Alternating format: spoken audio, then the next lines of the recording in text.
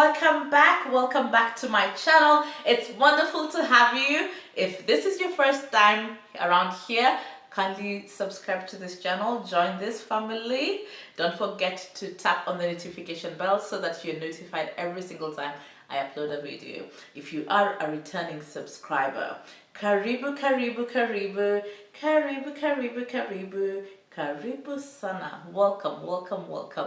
It's always nice to have you. Thank you for coming back. It's nice to have you. Yes, so in this video we are going to be talking about the lifestyle changes I have made since I decided to get weight loss surgery, since I decided to get a VSG, since I decided to get a gastric sleeve surgery done. Okay, one of the things that I have done is that I plan for healthy eating. So I will make food, or I will have my kids make food. My son makes very good food. He does. He makes very good food. So in the summer now, because they're out of school, I'll ask him to prepare him something. So we always have a plan, and we have a plan of, and the plan that we have of what you're eating is healthy.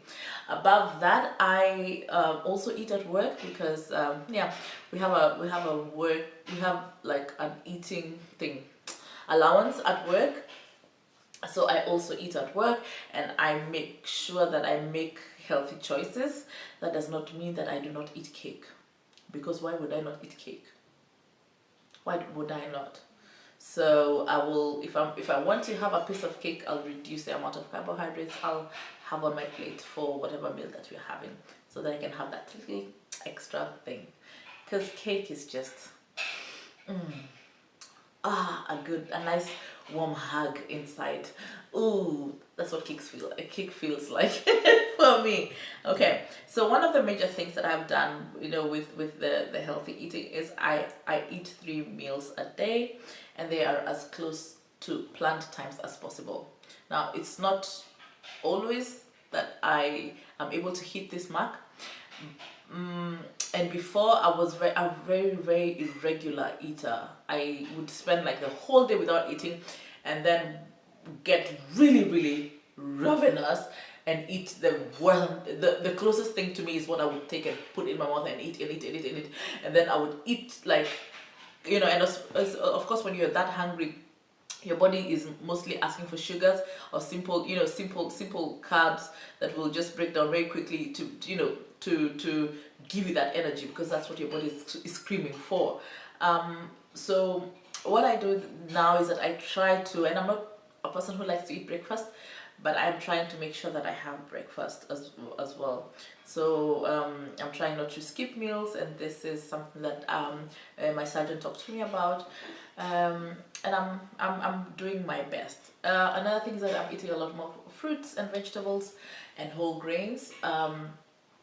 This is just to help me cultivate good and healthy eating habits for after the weight loss surgery. Now I'll also go in and add here and say that this is not the biggest challenge for me. It has not been the challenge for me. That's not why I've gained weight. It's not because I don't eat fruits and vegetables and whole grains. That's not why. In fact, our food is very healthy. The food that we make and eat at home is very healthy. It's just that I'm just been a very irregular eater. And I like my cake. I like cake, and I cannot lie. I like cake. I like cake. Yeah. Hi guys, my name is Shiro, and I like cake. I will not call myself a cake addict, but I like cake very much. So that's why. So that was why. Then I always make sure that I include a source of protein at each meal. This is very important. Protein is very important in your diet because it helps you feel full for longer. So I will eat a lot more protein than I will eat carbohydrates. So if I'm having a meal, I'll eat more meat, or more beans, or whatever it is, whatever my source of protein is, I'll eat a lot of that. A lot more than carbs. I don't always get this, and especially when I'm at home, I don't always do it, but when I'm at work, I do it. That's funny, isn't it? So when I'm at work, I only eat using a small plate, like a lunch plate is what we call, is what we call it here, focus the Latin, like a small, yeah, side plates or whatever. Yeah, that's what I used to eat at work. When I'm at home, my plates at work, at home are not that big, so that's what I use. My dinner plates. That's what I'll use here. But sometimes I also use the ones that I got to use after the surgery. I've used those sometimes, especially when I'm not very hungry. I'll use that just to kind of limit how much it is that I'm putting in my body, because we eat with our eyes. So if you're using a big plate, you put a lot more food, and then you finish it, and then you get fat. Um, um, yes, then I'm also trying to limit food and beverages with very high content of sugar or fat. And this is again just to help me cultivate good eating habits for after the surgery. Then I have started very recently, actually, very recently, I think as recent as last week, but 2 weeks ago, that I've started practicing mindful eating. So I will so I will make sure that I eat at planned times, right? So I have thought about what I'm going to eat and when I'm going to eat, and this is just to avoid that mindless eating episodes, and also I ask myself, am I really hungry or am I just bored? And if the answer is leaning towards just bored, I'll drink water, I'll drink something, make a cup of tea and drink that instead. I've also started actually, and especially at work, I have started putting flavoring my water with fruits. I drink a lot of water at work, actually, a lot more than I do at home. I need to get better at drinking water at home. But I've started flavoring my water, so I'll just put a few pieces of fruit in it and just let it sit there. I normally have my own jug at work, and that's what I drink out of. And then I also monitor my mood. If I suddenly, and it's the same point with, if am I bored or what, but also am I sad or am I happy? I had a friend of mine come over this past week, a few days ago actually, and it's a friend I haven't seen for such a long time, and she's actually very low key. She's one of the most mindful eaters I have met. She's so disciplined, and I asked her, so girl, you're coming, what do you want me to make? Do you want something? And she said, no, I don't want anything, I just ate. And she's like, I've always been very inspired by her in that respect, in the way that she's able to listen to her body, and she will not eat. Even when we guys were just like pigging out, she just won't. She would just sit and drink a cup of tea and watch us eat. So it was very nice having a talk. We sat and talked for hours until we got hungry, and then we reached out for an apple, and that's what we had. So that was very good. Very good. And then I have also started to pay attention to what I eat, not only what I eat, but when I eat. So that means that I am not engaged in other things, and this can be difficult for me at work, especially because I work at a reception. So you take a bite of food, and then a guest shows up, and you have to kind of swallow it and run out to take care of the guest. But I have started, and this I have to say that this is me.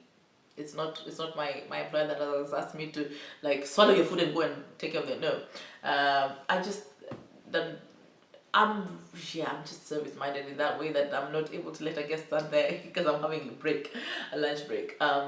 So I started being a bit mindful with that, and sitting in a place where I'm not able to see a guest come, sitting on another table and eating in my and having time to eat, paying full attention to and being aware about the food that's going into my body, and whether I'm starting to feel full or not. So I'm doing a lot of mindful eating. Um, I've also started eating slowly. Let me not say I've started eating slowly because I'm a slow eater naturally. I have always been a slow eater. We will sit at a table and you people will finish your first plate. You'll be on your second plate and you finish it and I'm still on my first plate. I'm a slow eater. I've always been a slow eater. But work has gotten me a bit fast, to become a bit faster in my eating. So I've just started going back to eating slowly or eating comfortably. So yeah, if I'm at home, I'll allow some good time for me to eat. So I'll eat and take a little break and then eat again from the plate that I have served without adding anything. Another thing is I'm staying hydrated. I talked about this. This is water. I am drinking water. I'm drinking my water in. I'm getting my water in. And then and this is just practice for after the surgery. I have and actually started this a long time ago. Just when I started talking about the balloon, I started doing this. I started drinking water with a straw. So instead of like chugging it down or gulping it, because I'm so thirsty, I drink with a straw. So I always have a water, something with water, a water body, something, water in something, and I'm always drinking. So, and use the little straw here to drink. This is to avoid getting a lot of air, because when you gulp or when you chug water, you swallow a lot of air, and this is really bad if you have a tiny stomach or if you have like a balloon inside there. It's really bad, gas issues. You don't want those. And then I have also started choosing to take beverages that I can only the beverages I can only take after surgery. So that means not a lot of soda. I'm drinking a lot of teas and I'm drinking water, flavored water. I'm not even drinking carbonated water either, so sparkling water, no sparkling water. And if I drink, it's just to the minimum. It's not like there's a time I used to literally just drink tonic water.